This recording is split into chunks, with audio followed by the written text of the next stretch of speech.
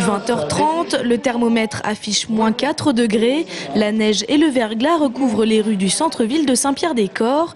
Mais il en faut plus pour décourager les quelques 300 coureurs motivés. Au moins c'est rigolo et on a une bonne excuse pour avoir du mal.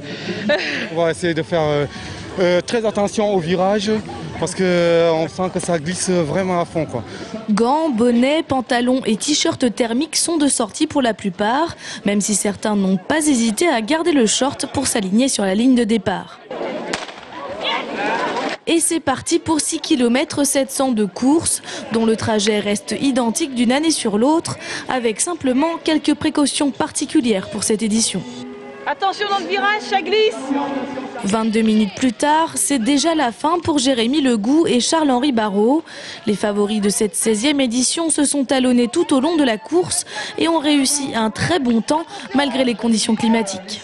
Le froid, ça tétanise les muscles en fait. C'est le fait d'être tétanisé, c'est pas facile de se relancer et tout. Donc ça glissait, il fallait faire attention dans les virages, sur les plaques blanches.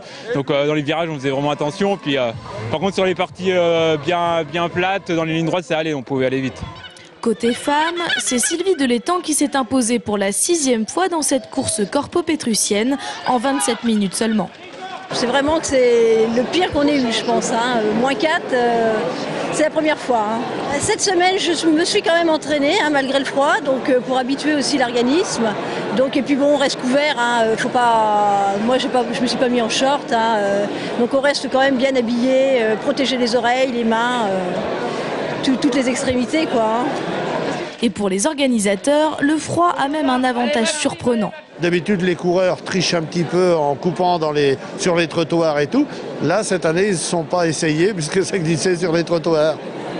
La corrida terminée, tous les coureurs se sont retrouvés autour d'un vin chaud et d'un buffet. Et loin d'être refroidis par le temps, certains parlaient même déjà des prochaines courses à pied prévues dans le département.